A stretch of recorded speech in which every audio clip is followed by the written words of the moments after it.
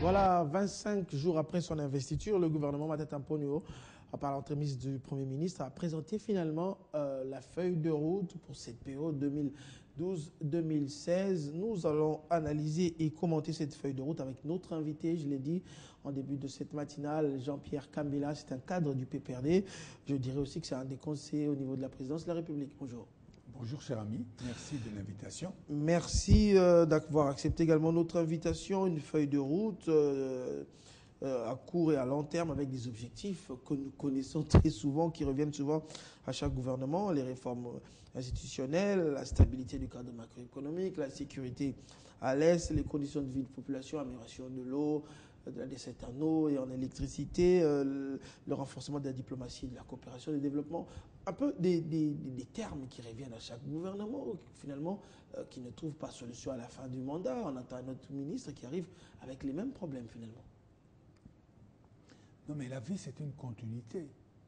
Comment est-ce qu'on peut s'imaginer qu'un jour, il n'y aura plus de problèmes? Il y aura toujours des problèmes. Les pays qui sont dans... C'est récurrent. Mais bien évidemment, dans tous les pays du monde, quel est ce gouvernement qui rentre et qui ne rencontre pas des problèmes de réforme?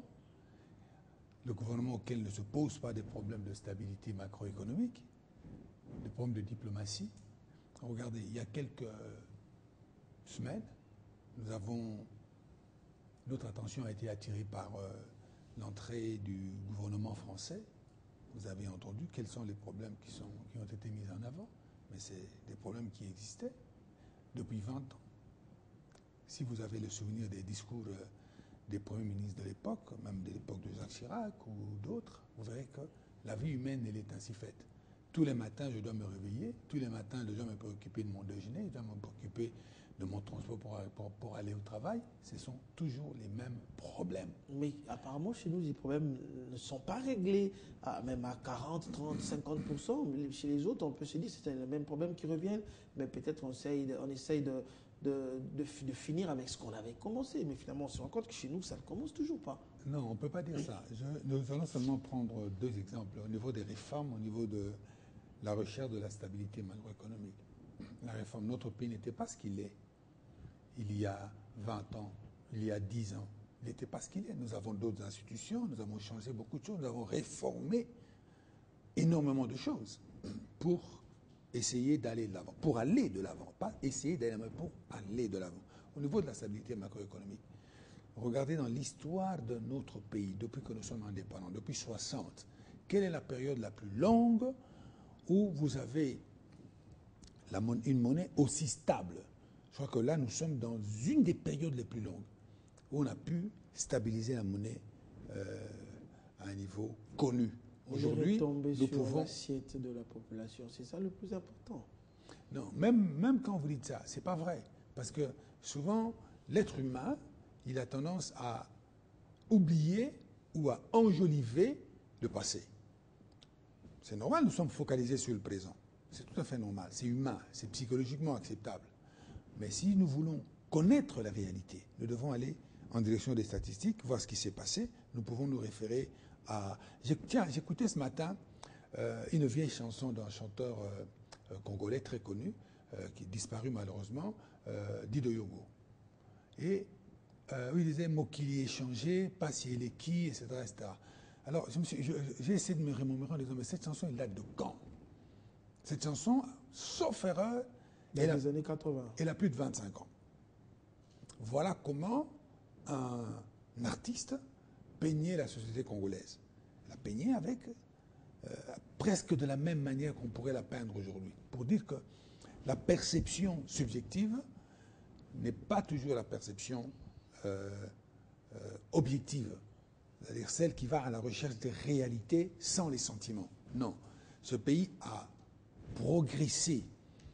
Mais il a encore besoin de progrès, encore plus. Il faut faire encore plus pour qu'on arrive réellement à nous sortir des problèmes que nous avons. Et nous pensons, voilà pourquoi j'encourage la manière de faire du Premier ministre actuel, M. Matata, avec une feuille de route très précise, avec des responsabilités très précises, de rendre compte à chaque ministre, la nécessité de rendre des comptes, parce que ça, il faut l'avouer, c'est pas dans notre culture. C'est pas dans notre culture. Essayez voir ce soir de donner 1000 francs à un cousin à la maison. Dites-lui, allez m'acheter ça. Il va, il vous achète, il vous le donne et puis il disparaît. Il ne va pas vous dire, je l'ai acheté à 725 francs.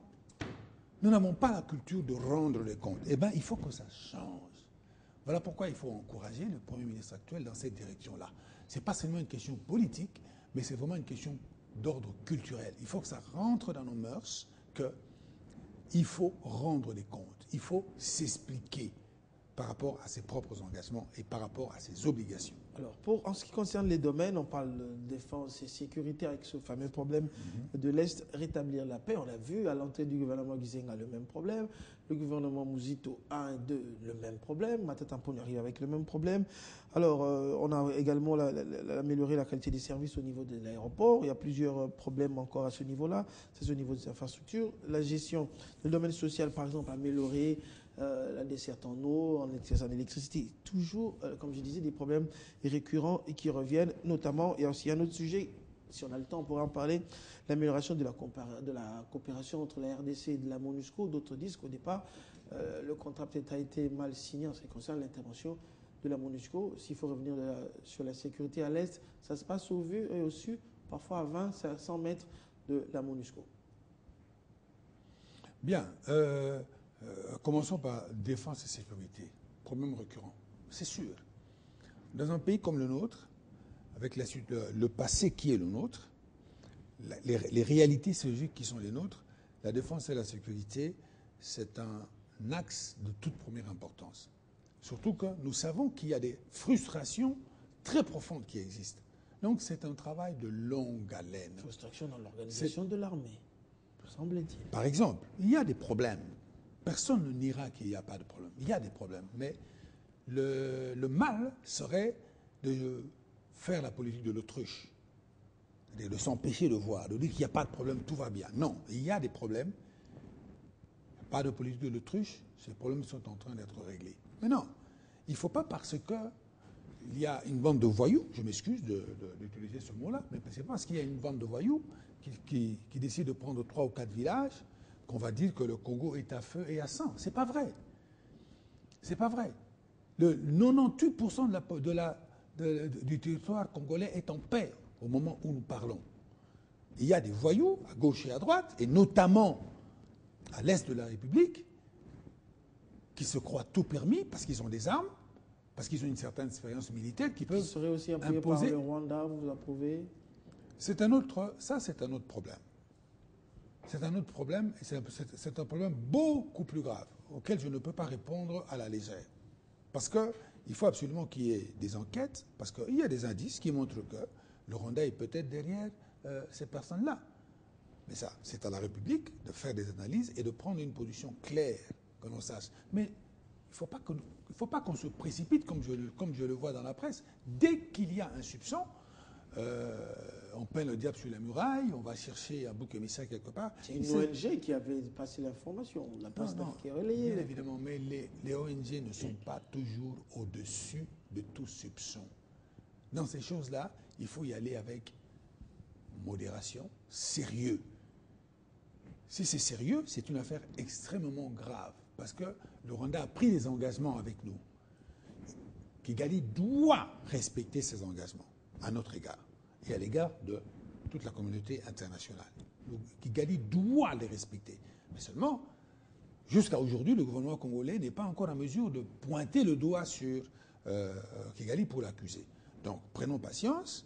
Nos spécialistes sont sur le dossier, sont en train d'étudier, et assez rapidement, vous saurez exactement si nous avons quelque chose à reprocher objectivement au Rwanda ou pas. Alors, la MONUSCO et la RDC, l'amélioration de la coopération, il s'agira de quoi? De revoir les termes de référence en ce qui nous lie avec la MONUSCO. Beaucoup disent que la MONUSCO n'agit pas tel qu'elle devrait agir, le maintien de la paix, mais c'est à quelques mètres des bases de la MONUSCO que beaucoup de méfaits sont commis, semble-t-il. Bon, là aussi, j'aimerais être très modéré.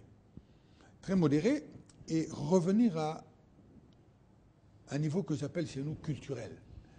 Le premier niveau, c'est que nous, Congolais, devons savoir que personne ne va mourir pour nous. Personne. Sauf nous-mêmes. Nous devons apprendre à nous défendre. Et nous nous défendons. Il y a des enfants qui meurent là-bas. Il y a nos jeunes gens Les militaires. dans l'armée qui se battent comme il faut. Donc c'est leur responsabilité, c'est la nôtre, c'est notre travail. L'ONU, au travers de la MONUSCO, est là pour nous aider, sur la base d'un accord très précis. Mais puisqu'ils ont accepté de venir chez nous, sur la base de cet accord-là, ils doivent respecter cet accord. Ils doivent tout mettre en œuvre pour assurer la sécurité des endroits où ils sont. Autrement, ça ne sert à rien.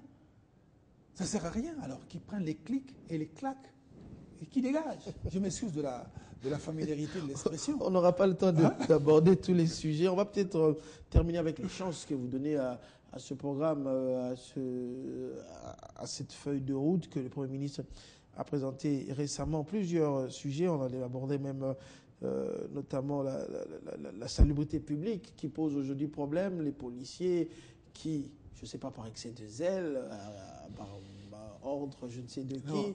Ça, c'est un sujet, on n'aura pas le temps d'en parler. Mais non, mais là aussi, je crois qu'il faut dire une phrase. Vous voyez, moi, je ne suis pas un démagogue. Hein, je suis pas un démagogue. Écoutez, nous avons pris des sales habitudes de mettre le désordre partout.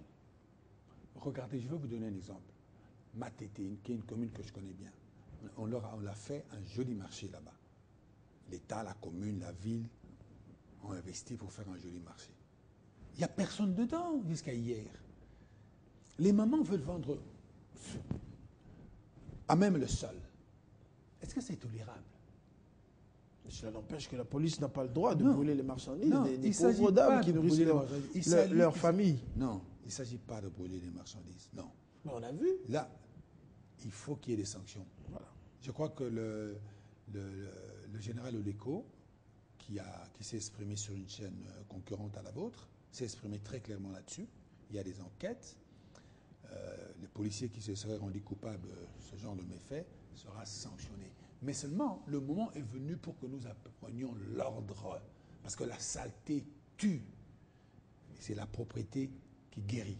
Merci Il beaucoup. faut qu'on aille vers la propreté. C'est une nécessité absolue pour nous. Merci beaucoup. Une feuille de route qu'on ne peut pas décrypter en 10-15 minutes, puisqu'il y a vraiment de la matière, plusieurs sujets. On aura peut-être le temps de trouver une émission où on peut débattre pendant 30 minutes. À votre disposition. Voilà, merci d'avoir accepté notre invitation. Notre deuxième Merci. invité de ce matin, il s'appelle Samuel Yamungu. Lui, il est opérateur économique, il est en même temps président de l'association Feu Rouge. Nous allons parler avec lui de comment prévenir les accidents de circulation dans la capitale Kinshasa. C'est le deuxième invité de ce matin.